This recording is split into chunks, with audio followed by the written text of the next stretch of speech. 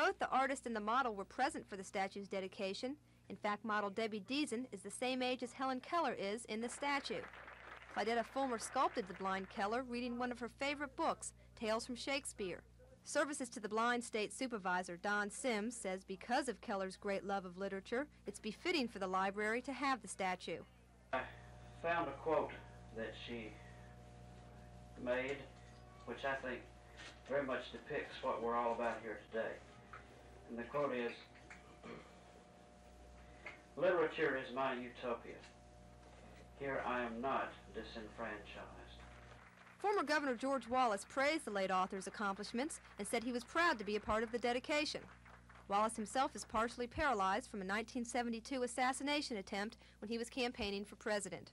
Her life has been an inspiration to both handicapped and non-handicapped persons because of her aspirations to achieve in the same manner and quality as other individuals.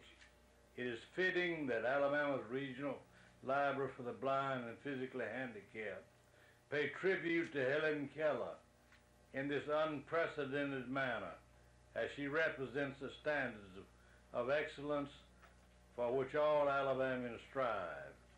While we today honor the memory of Helen Keller, we must also pause to reflect upon the opportunities we are providing for our handicapped citizens to lead full and useful lives, with each free to expand his or her abilities and successes. The sculpture will eventually be housed in the library's skylight alcove. Jane Matheson, WSFA TV News. Received BS degrees in mathematics and AA to Montgomery JC's, the Board of Directors for the Red Cross there, Montgomery chapter, area United Way Board of Directors.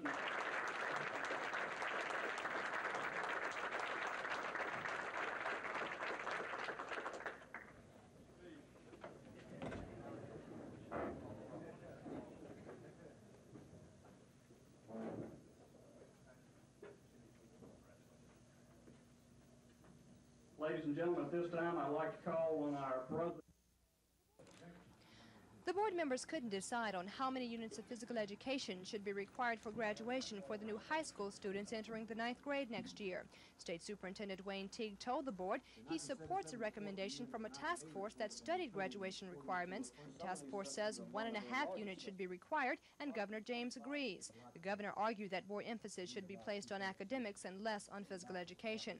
Board member Jim Allen Jr. then suggested 3.5 units. That amendment failed on a 5-3 vote. Then Ron Krill moved for 2.5 units. That also failed.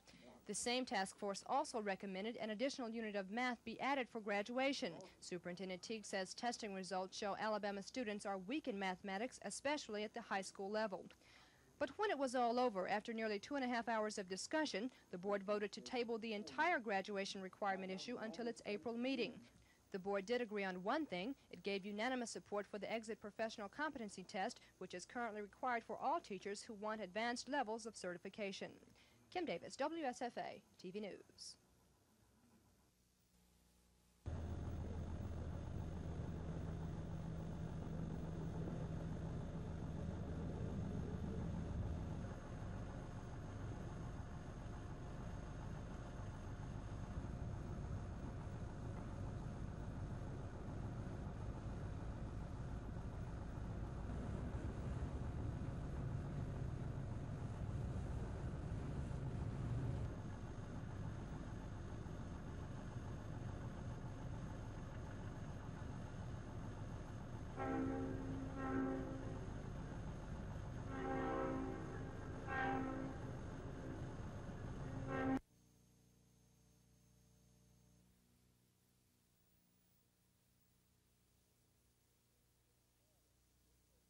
County needs a jail desperately, and the present jail is entirely insufficient. It's come up time and time again. 4 times prisoners have been released from the jail, and without going into the merits of the lawsuit, it's going to go on continuously.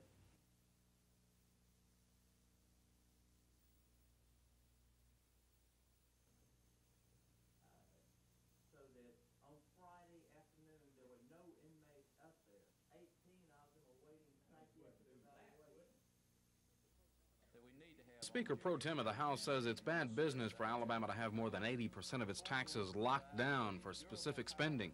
He says it makes it hard for the legislature to meet changing priorities and leads to meaningless budgets. I don't know that unearmarking is a solution to the problems we have in state government fiscally, but it certainly is a practical method of dealing with funding in state government or any other government.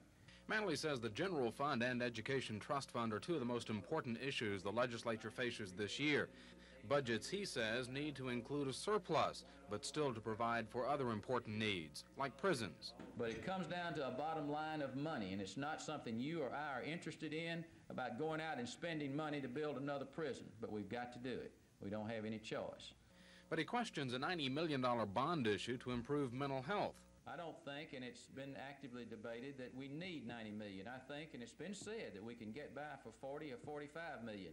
And on retirement, Manley agrees with Governor James that benefits need to be reduced, but he differs from the governor by suggesting a new retirement program for all new employees and allowing the current state workers the option of buying into the new system or collecting the benefits they are promised under the current system. Chris Grimshaw, WSFA TV News. Involved in my opinion, and we're going back to the basics. We're going to be looking at pretty good maintenance of operating loans for Farmers Home Administration. This crowd ought to know about, Senator. Real pleasure for me to. And I know it's true there'll be some differences of opinion. I have differences of opinion with my wife and family occasionally. We can't all agree, and you all have differences of opinion within your state farm bureau and your county farm. Thank you, Goodwin. It's a real pleasure to be with you. I'm sure Secretary Block. We recognize the importance of agriculture to this nation and to this world. And I also am a dairy farmer, and I do support the position that you take because I realize that you're a hog farmer and we got. Believed it. So, Dr. McGill, from me and my mama, we thank. Look at the declining participation rates in the workforce today. Employment patterns this way. There were 4.3 million unemployed men, 3.5 million unemployed women. By race, adult white women, find that in terms of other policy questions. Are unemployed compared to our population rate. For us, that is a very sizable burden to bear. And At the end of January, Smith hired 5 temporary and 2 permanent employees to work in the probate office. 1 is black. But Commissioner Knight says most of the people on the Personnel Board's list of qualified applicants were black. There's been a total disregard for any type of affirmative action program, any efforts to hire minorities, mainly because the list that was submitted had 4 out of the top 5. And the temporary probate clerk's roster, 4 out of the top 5 were black.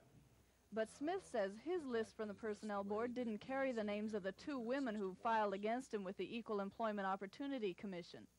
We went strictly by the book, and in order to, these were all inexperienced people, didn't have any knowledge or experience. We did hire some whites, yes, but they were all people who had been here before, worked here before, had experience. To skip over the experienced people and hire inexperienced people and have to completely train them is just not good management. Smith says he gets a list of 5 names at a time. When he selects one applicant, the Personnel Board gives him another name. So he saw only 13 names before his vacancies were filled. What's more, Smith says the names weren't listed in order of qualifications. The applicants signed on a first-come, first-served basis. So if an applicant got on the register late, he had little chance of getting the job no matter how qualified he was. Lisa Nielsen, WSFA TV News. Dr. Funderburg says student fees must go up, but right now, by how much, he doesn't know. He says it all depends on the amount of money the Auburn system will receive from the legislature. Our out-of-state fees have not been too high in the past compared to our sister institutions. So I think that probably out-of-state fees will go up a little more percentage-wise than in-state fees.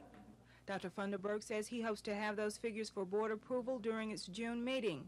In other action, the board appointed Dr. Guinevere Nance as the Vice Chancellor for Academic Affairs of Auburn University at Montgomery, the first woman to hold that position. Dr. Nance, who's worked at AUM for the past 10 years, will take over the job left vacant in November when Dr. James Williams was promoted to AUM Chancellor. Dr. Nance's new position becomes effective April 1st. The board also voted to sell the Ritchie Dog Ranch property in Deerfold Beach, Florida. The 180 acres was given to the Auburn Research Foundation in the late Eleanor Ritchie's will. Cassandra Taylor, WSFA TV News. She was located some 2 hours later near the railroad tracks that run parallel with Robinson Hill Road. She was found by a resident of the neighborhood. She had been bound and gagged. The subject wanted in this abduction is described as being a white male, 5 foot 4 inches tall, 150 pounds, approximately 30 years of age, wearing a denim jacket and blue jeans. The case is presently under investigation and no motive has been established.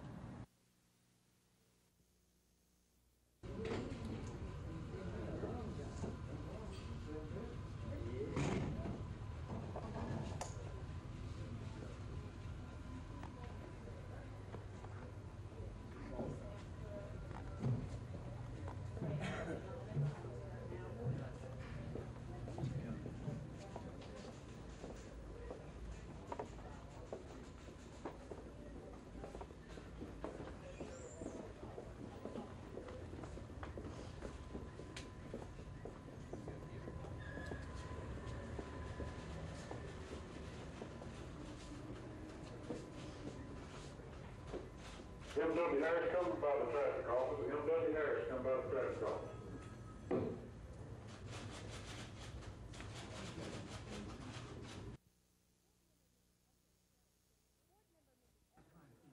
Board member Mrs. S.A. Cherry says many of the bus riders she's talked to are welfare recipients who can't afford to pay a fee to ride the bus to school, and they can't afford private transportation. Board members agreed that taking away the bus system would be a disservice to those who depend on the transportation, but simultaneously, the board says schools can't continue to operate the buses with only a small number of students riding them. The board says if schools are to continue providing bus services, the buses will have to be at least half full in order to make the system financially feasible. The board decided to continue to allow all school presidents to determine if services should be reduced and some routes discontinued. In other action, the board unanimously opposed pending legislation that would transfer its authority over two-year post-secondary institutions to a proposed separate state agency and vowed to support the defeat of that legislation, House Bill 614 and Senate Bill 431. Kim Davis, WSFA TV News.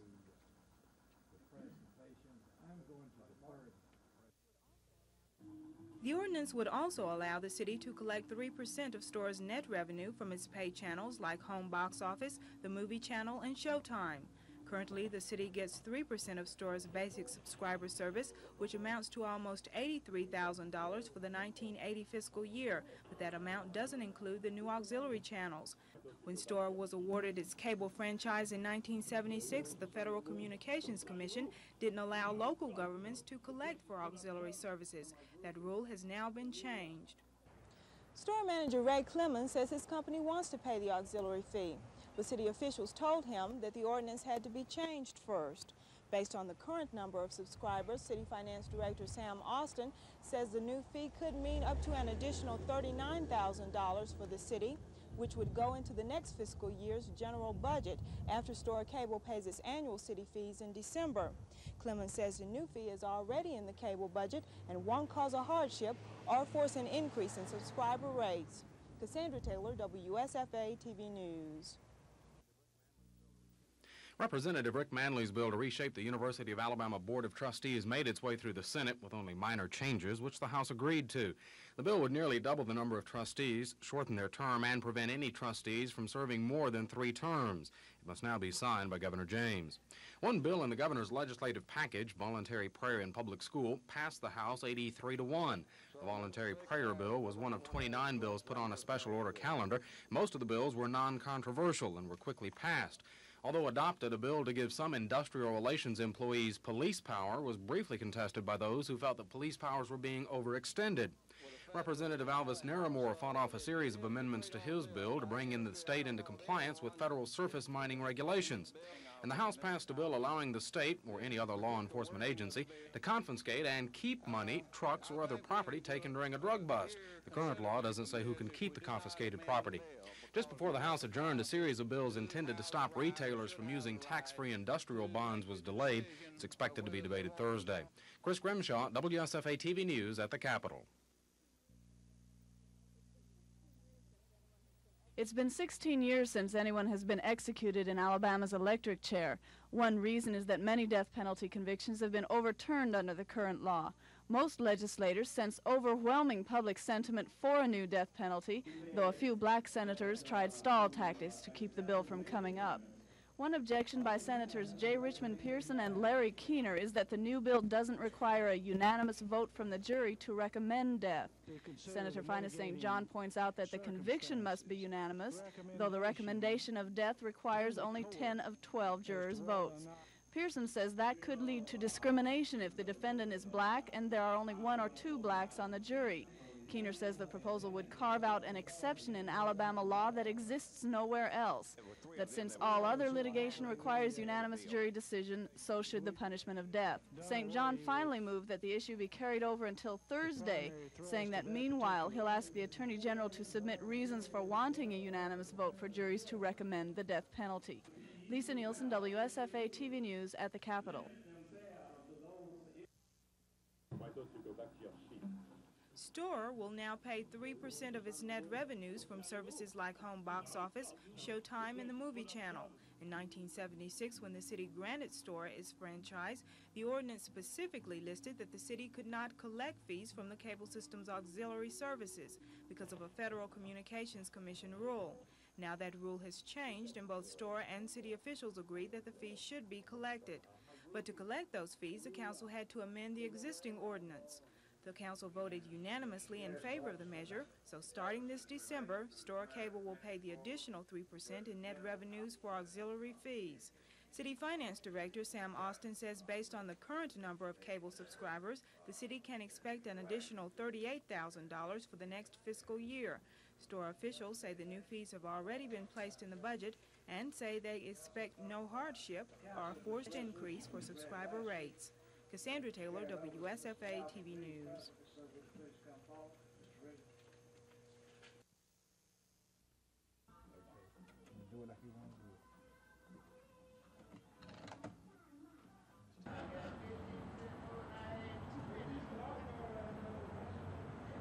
I'm saying one if you want to. Don't do like you've been doing. Going out.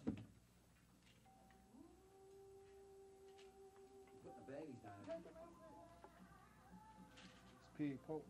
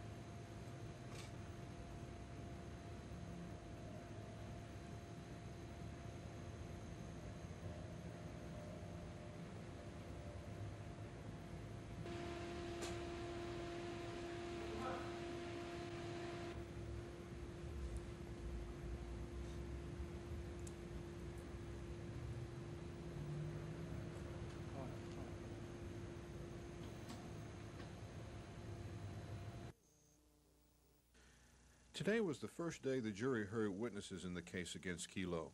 They spent the night at a local motel. Most of yesterday was involved with hearings before the judge, and the main issues included what evidence should be allowed before the jury and what witnesses should be called.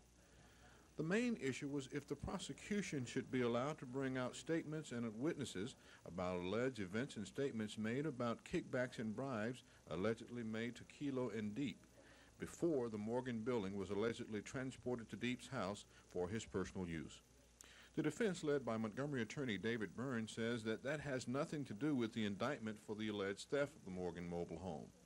This trial is expected to continue here in the Montgomery County Courthouse for several more days. This is Norman Lumpkin, WSFA TV News, reporting.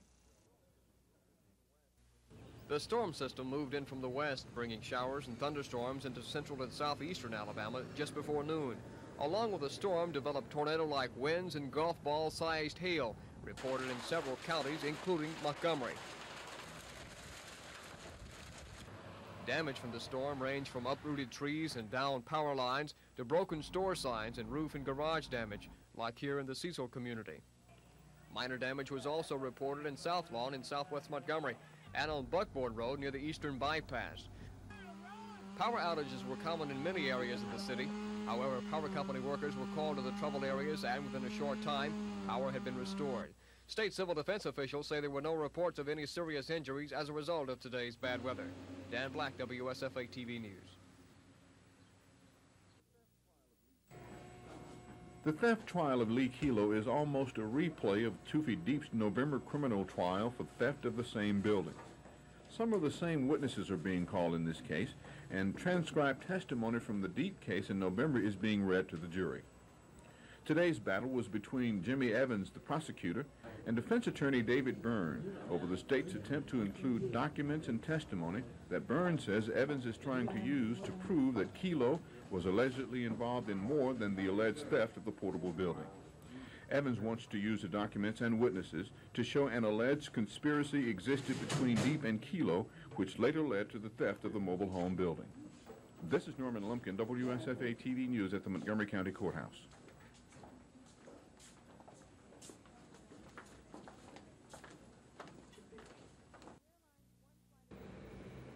The airline's one flight a day went to Birmingham, then on to Memphis and Little Rock. But from the beginning, there were money problems. Officials from Scheduled Skyways announced 2 weeks after the service began that they were losing money. Attempts were made to increase the number of passengers by offering the lowest airfare in this market for a Montgomery to Birmingham flight. But even that didn't seem to increase the number of passengers.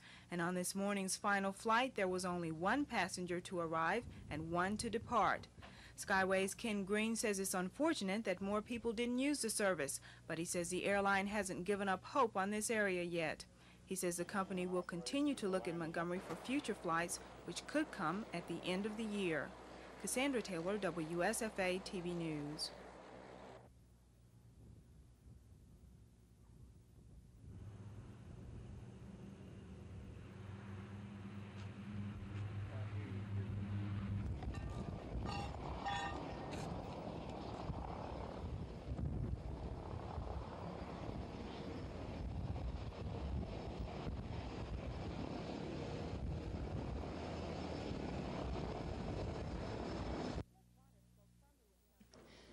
Judge Varner spoke firmly with county officials during the 30-minute hearing. He says the jail has been overcrowded every day since last October, and something has to be done now because he's tired of the situation.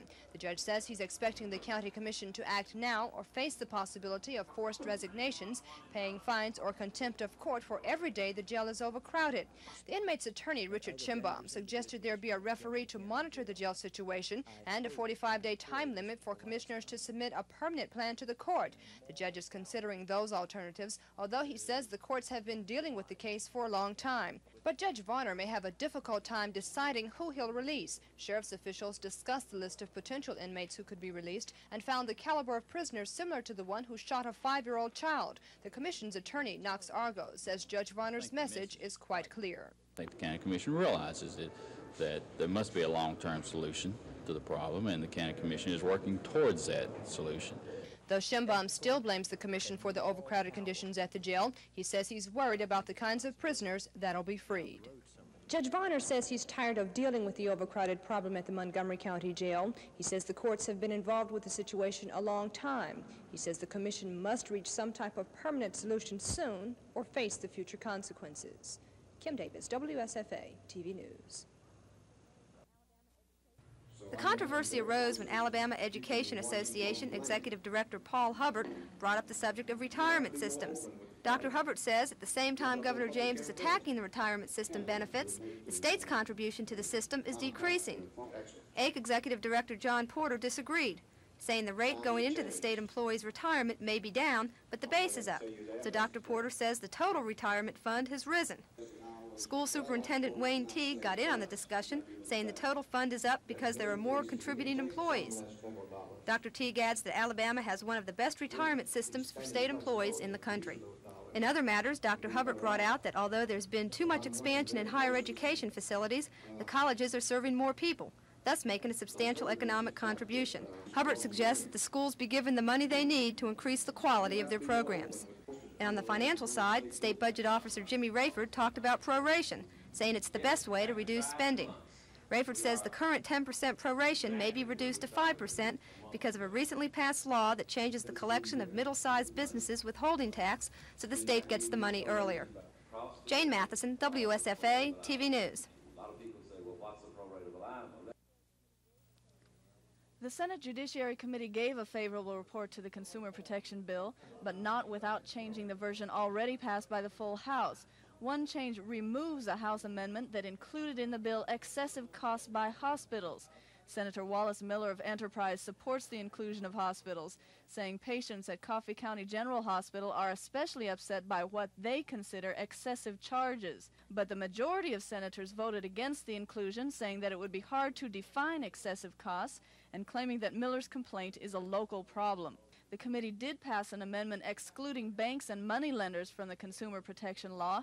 The Attorney General says there's really no need for the amendment, but that banks are under several federal regulations. Some of the bill's supporters say the committee amendments may have killed the bill since it now has to go through the Senate and then back to the full House for approval of the new amendments. Graddick says he doesn't know if the extra steps will kill the bill, but he says if it does die, he'll find out why, and then he's going to name those responsible, something he says he hasn't done in past years when similar bills failed. Lisa Nielsen, WSFA TV News at the Capitol. Pat, about to take the picture. He's the one who owns the hogs anyway.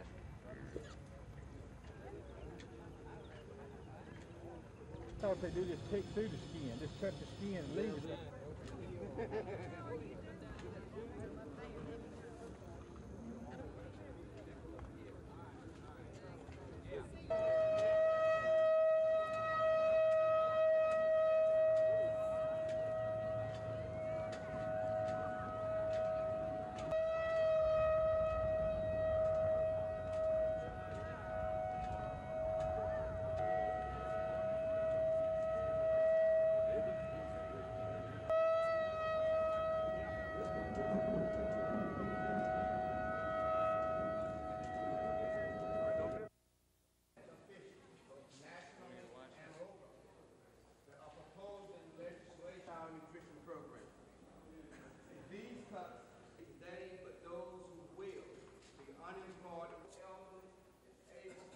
We see the need to have all of the people that we can possibly get here to show their concern to our legislators and to our governor of Alabama. You think you're going to get anybody to change their minds? I believe so. They may not do it right at the spur of the moment, but I've always heard that crowds were impressive. So we hope we can show our needs by showing our faces. Have you all been in touch with the legislators so far, and what have they said?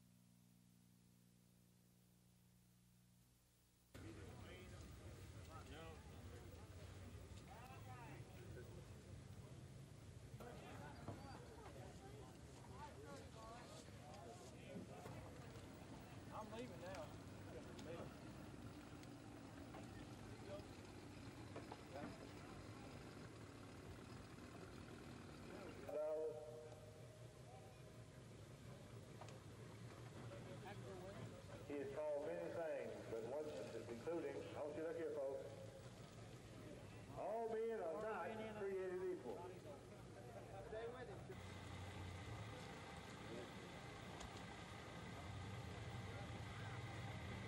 Brown, farewell.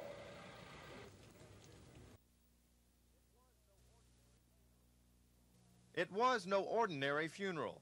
Now it's bad, bad, bad, Leroy Brown. Complete with a theme song popularized by the late Jim Croce, the late Leroy Brown was given, in the words of owner Tom Mann, a fit and proper burial. Hundreds of spectators jammed into Lake Point Resort Lodge.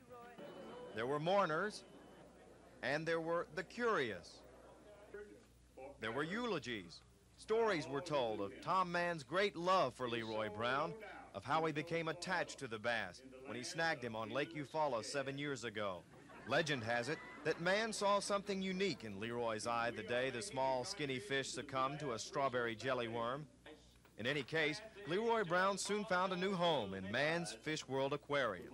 He was treated with, I guess, as good as any fish could ever be treated, you know, and he just had his own environment, and we had thousands of people that came to see him each year for the 7 years that I had him, so he was a very happy fish. Now a hefty 3.5 pounds, that's big for male bass, Leroy Brown has yet another new home. A velvet-lined tackle box full of strawberry jelly worms, just like the one that developed a kinship between bass and man. Farewell, Leroy Brown. Dave Cody, WSFA TV Sports, Eufaula. Provides with when he created the bass. Leroy Brown just happened to represent a very...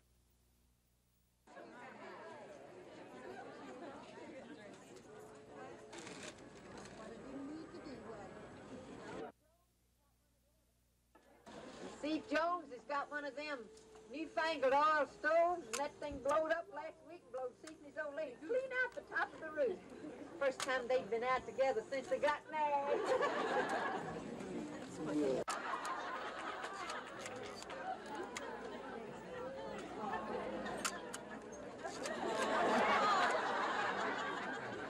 There was this old man that was so sweet, and he had a shoe store in Nashville, and he kept them for years. They're just about gone. And he bottles per day. There are some alternatives, and that's what I'd like to spend a little time with you about. Issue that is ever before us today, and that's earmarking. I've never before worked so closely with the state government, and I've had, and I'm thankful for it, some opportunities to work closely with. Continue the conservation programs that have existed presently, and those programs have been, in some cases, very successful. About bottles per day. When 3 of the 20 rats developed bladder of the Postal Service in 84 of the 87 cases. True. The last 2 cases that were only recently settled may seem like a recent increase, but in fact represent cases going back for 4 years, which had not ever come to conclusion. So the settlement that was just reached represented a sacrifice on the part of most all the parties involved in that settlement. We left $42 million on the table in that settlement, and we said at that time when we did file we would include that as part of this case, and it is included in this figure.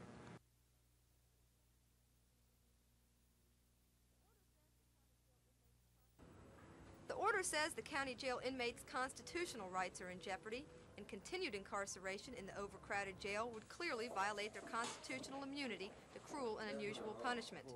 Judge Varner ordered that the 6 inmates be released by noon. They were out by 9 o'clock. In determining which inmates to release, the federal district court considered the crime involved, their past criminal record, amount of the bond, and length of sentence. The released inmates' convictions range from welfare fraud to selling drugs.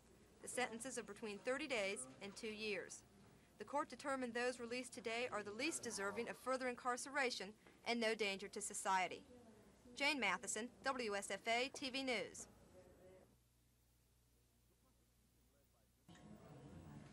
The prosecution led by Jimmy Evans continued to go into alleged transactions by Lee Kelo in Mobile in the aftermath of Hurricane Frederick. One witness, James Meredith, a mobile home contractor, told the court he bid $475 for the return of mobile homes used at Mobile, but that the defendant Kelo told him the figure was too low. Meredith added that when he brought back a sealed bid, that Kelo opened it and said, and I'm quoting now, "I told you that was too damned low." Meredith and another witness, Eddie Foster, told of a meeting with a group of contractors at the mobile home disaster office where Kelo said that the bids would never be known by the public. Kelo said he would choose who would receive the work. At one point, defense attorney David Byrne asked for a mistrial on the grounds that the state was attempting to present evidence that had nothing to do with the charge of taking a small portable building.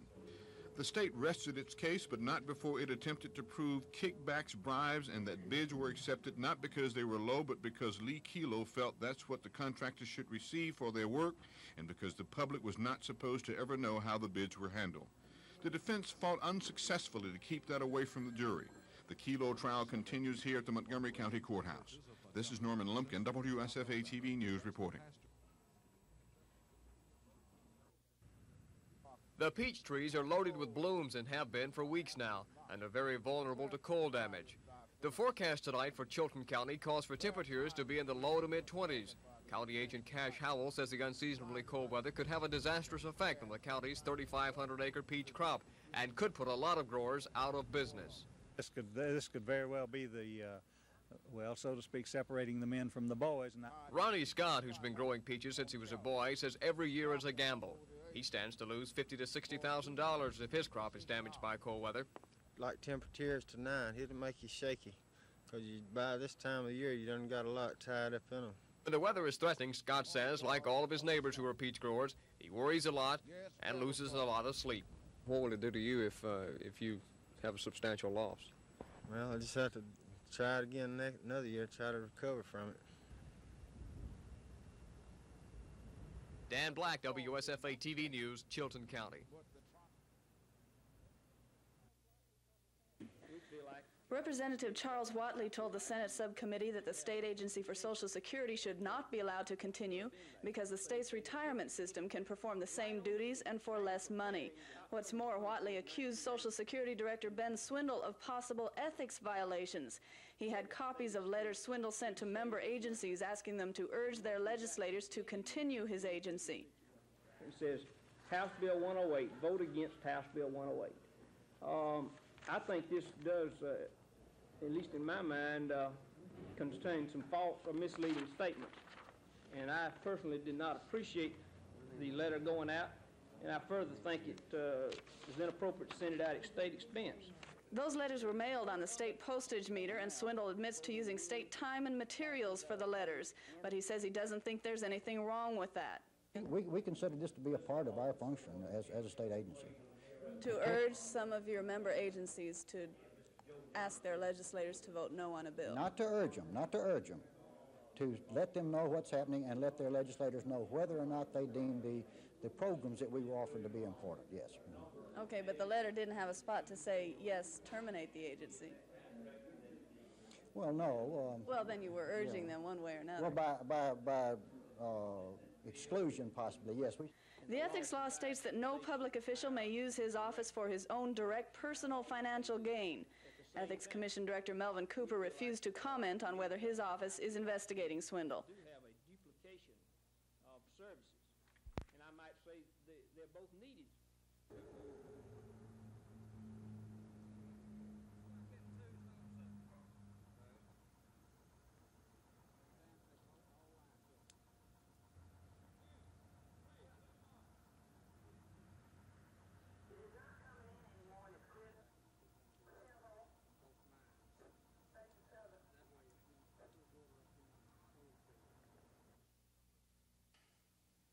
Gafford's bill would have made a number of changes to the Ethics Commission, most notably putting the commission in a position to be abolished. One part of Gafford's bill would close down the Ethics Commission if any part of the law were found to be unconstitutional. Several House members, including Bessemer's Asbury Howard, saw problems with Gafford's bill and successfully postponed the bill indefinitely. Gafford has one last shot at passing the bill if he can get the House to reconsider the vote, but he'll have to make that move Tuesday. Otherwise, the bill dies. Another bill that passed the House today was the Administrative Procedures Act, which would make all state departments give their employees notice and an opportunity to oppose a department rule or policy. If the bill passes the Senate and is signed by the governor, Alabama would become the last state in the nation to adopt such an act.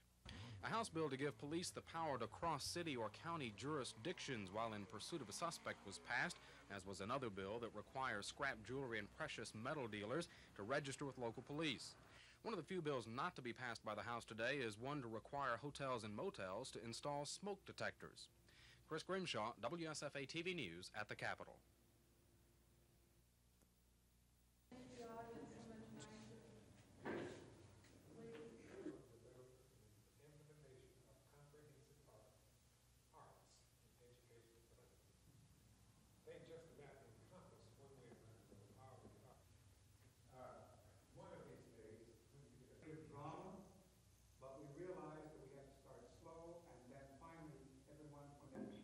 Creative dramatics and theater, the media arts of film, photography, and television, design and environmental arts, including architecture, and creative... We can, each system provide supervisor of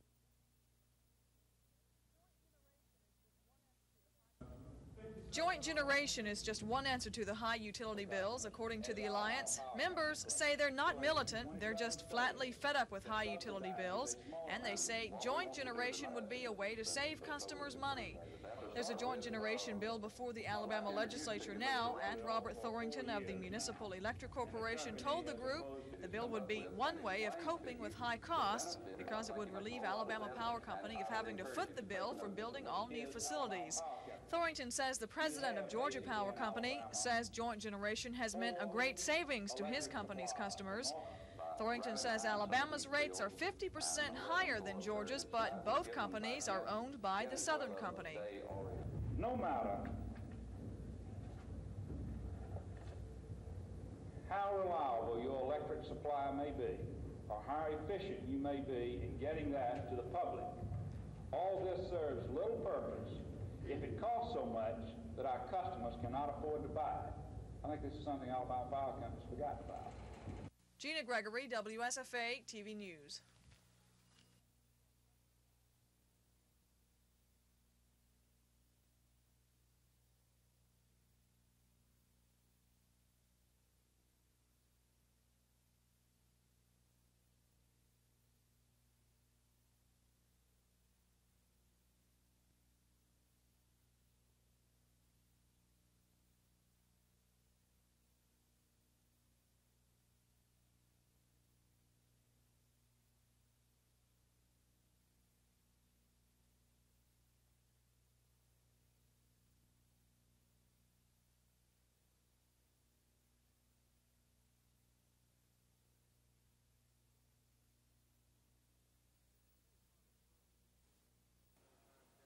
The debate started early with newspaper editorial pages this morning focusing on the issue, and later in the day as those supporting a bill to include creationism in schools holding a rally on the steps of the Capitol. But the argument that counted came in the House chamber. Those who favor the bill challenged the theory of evolution and said that school kids should also have a chance to learn about the theory that a supreme being created life. The current theory of evolution is being challenged by a competing evolution, that of creationism. I consider the evidence for creationism impressive and that it should be taught as a creditable theory. But the opponents to the bill don't think creationism is backed by the type of facts that would qualify it as a science. And I think they just need to present their views in a way that's not misleading and deceptive and confusing. And I think if it's presented in science classes, that's exactly what the result will be.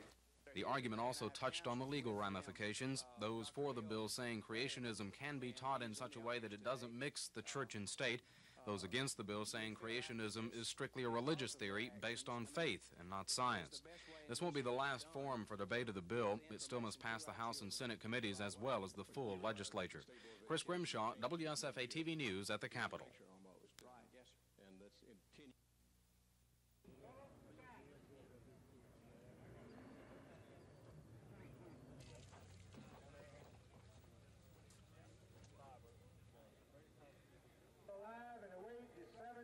pounds, 6 ounces for Walmart, a nice handful. That moves him into the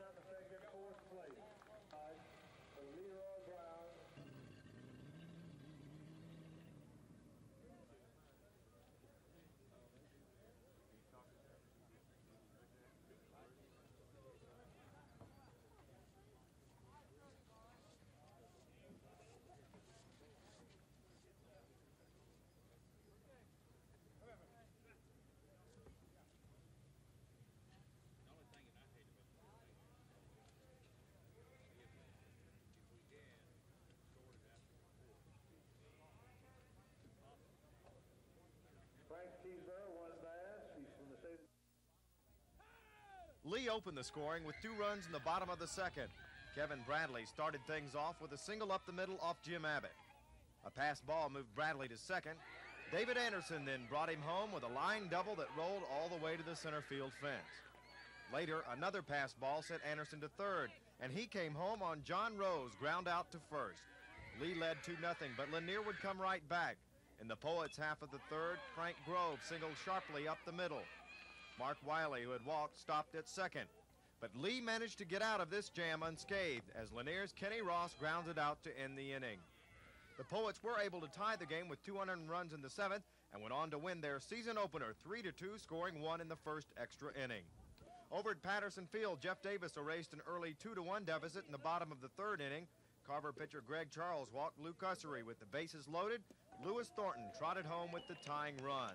The Vols scored the game winner in the 5th to edge the Wolverines 3-2. JD now 2-0 on the year. Carver yet to win in 2 games. Dave Cody, WSFA TV Sports. Criminal activity. A foreigner dropping in on the legislature tonight probably would have found it strange. One man at a podium expounding on capital punishment in a nearly empty chamber, those in the chamber reading newspapers, chatting in small groups. But that was the scene for about 6 hours today as the 3 senators who opposed the bill took turns speaking in an effort to keep the bill from coming up for a vote.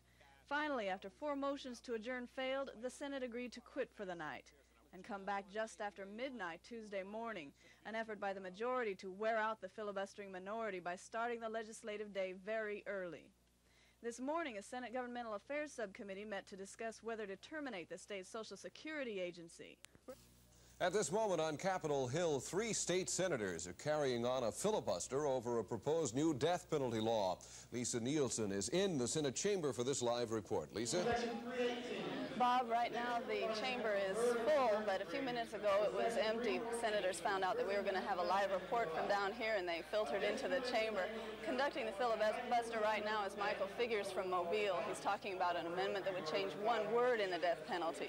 Earlier, an amendment offered by Senator Larry Keener was defeated by a vote of 23-8. That amendment would have required a unanimous vote of the jury in order to recommend the death penalty. As the bill stands now, only 10 of 12 jurors have to vote for the punishment of death. The filibuster began a little after 2 this afternoon when Senator J. Richmond Pearson from Birmingham offered an amendment to make the death penalty effective in the year 2099. He then spoke 2 full hours, which is the maximum time for one senator to debate one amendment, and then his amendment was defeated. Pearson called the debate a test of fitness, saying that he and the other 2 black senators who oppose the bill will filibuster long enough to force the legislature into a special session if necessary. What it would take to stop the filibuster is for a majority of senators to sign a petition, and then 2/3 of the Senate would have to approve that petition.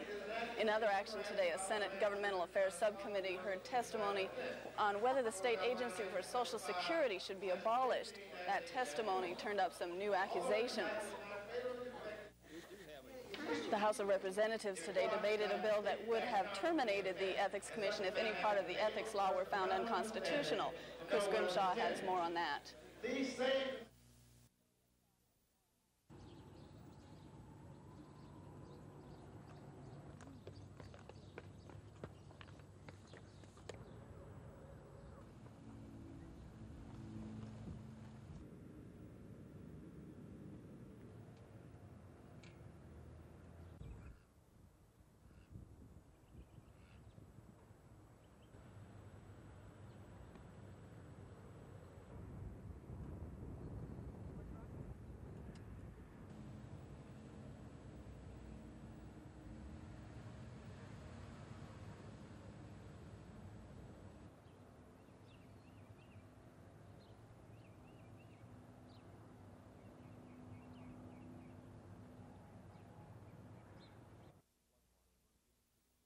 April 1979, floodwaters run through the streets of Demopolis and a number of other cities, causing enough damage to warrant federal disaster assistance.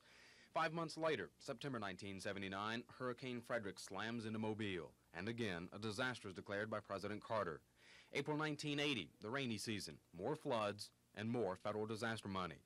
Early 1981, Pensions and Security Director Gary Cooper says part of his department's current financial problems stem from $2.6 million that Civil Defense owes them for administering individual and family grants related to those three disasters. These statements are a total misrepresentation of the facts. Sloan says the $2.6 million represents the administrative costs to Pensions and Security that the federal aid money won't cover. And Sloan blames part of that $2.6 million on Pension and Security for being slow in processing the grants.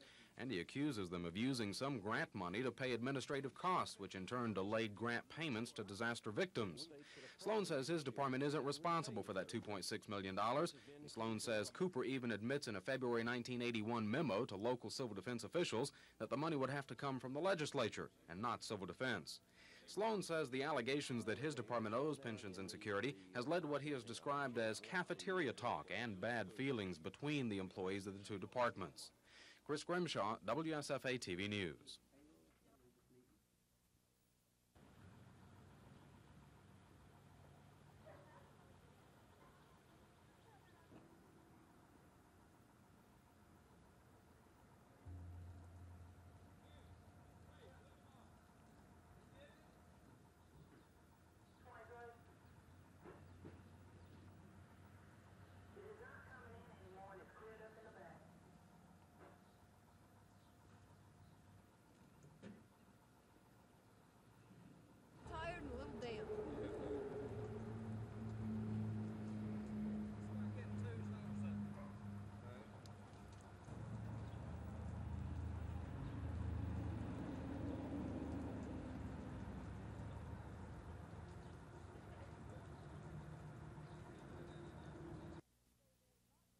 Members of the Alabama Consumer Alliance say they're not militant, they're just fed up with high utility bills they're forced to pay and want to do something about it. The group is still organizing but already making impact. They're circulating petitions around the state asking for support in their effort to lower bills and stop more rate increases by Alabama Power. Joint generation is something group members say would bring down the costs of generating power, but it's something Alabama Power strongly opposes. The municipal electric generating bill would in fact cause 95% of Alabama Power's customers to have to pay higher rates to replace the portion of the facilities that this authority wants to purchase from Alabama Power. If it did that, we would have to replace those generating units at tomorrow's construction dollars, and that's going to cost our customers more money. No matter how reliable your electric supply may be, or how efficient you may be in getting that to the public, all this serves little purpose if it costs so much that our customers cannot afford to buy it. I think this is something Alabama Power Company's forgotten about. Thorington says all the companies owned by Alabama Power Company's parent company, the Southern Company, have joint generation except Alabama Power. He says power bills are 50% higher in Alabama than in Georgia, and that maybe the reason Alabama Power is against joint generation is because it would be more beneficial to the consumer rather than the power company. Conway, however, disagrees. He even questions Thorington's involvement in the alliance, saying his only interest may be financial. He also says Alabama Power's rates are only about $3 higher than Georgia Power's. Gina Gregory, WSFA TV News. The Chinese have developed a high-yield hybrid rice that has more protein and is softer and better than regular rice. Representatives from Montgomery's Ring Around Products and the China National Seed Corporation of the People's Republic of China signed an agreement giving Ring Around exclusive rights to market hybrid rice in the U.S. and in other rice-producing countries. The agreement is the culmination of months of negotiations between Ring Around and Chinese officials. Under the contract, Ring Around will import the components of Chinese hybrid rice for future development and expansion. The local plant of the Montgomery-based firm deals mostly with soybean and cotton hybrid technology, so the actual hybrid rice development will take place in the company's Texas location. This afternoon, the Chinese delegation and Ring Around officials discussed yet another contract, this time for the Chinese to develop the hybrid cotton technology recently developed by Ring Around. Cassandra Taylor, WSFA TV News. The City of Atlanta desperately needs additional funds, and to help the situation, we're going to try to raise money in this city. and that money will vocalize Montgomery's concerns about the situation. We had 3 projects that we're working with, and one is a radiothon, another one is a concert, and then the third one is a walkathon, which will be on Saturday, March the 28th at 9 o'clock starting from the church.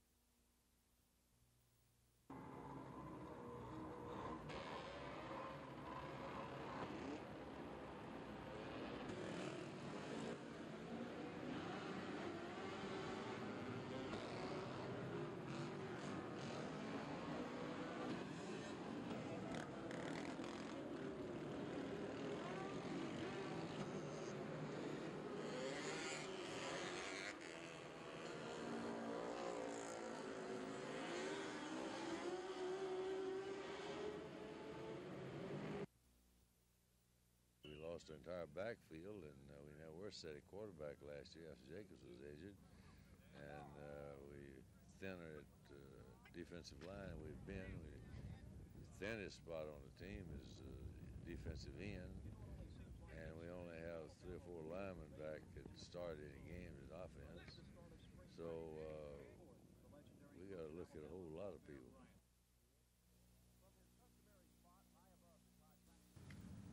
From his customary spot high above the Tide practice field, Bear Bryant watched his team's initial spring workout.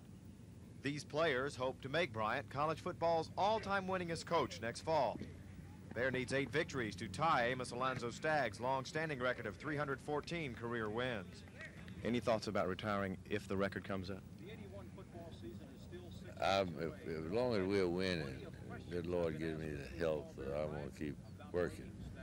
We start losing, and then I imagine I'll get out. I imagine the university will help me get out. Foremost on Bryant's mind is spring training, the time for replacing what was lost to graduation. While Alabama appears better off than a year ago, several key positions will have to be filled. Bryant says filled in a hurry. Defensive linemen are being sought, especially defensive ends. A couple of offensive line positions are open, and all of the offensive backfield slots are vacant. As for possible replacements, Montgomery's Kenny Simon, slowed most of his college career by nagging injuries, has been given the green light and could help out at running back. We're not going to try to overwork Kenny. I was telling Cody we don't get too much because he's been out so long. Bryant says injuries will leave the Tide thin at several positions this spring, and that there will be little contact work to guard against others getting hurt. The annual 8A game is set for April 11th in Bryant-Denny Stadium. Dave Cody, WSFA TV Sports, Tuscaloosa.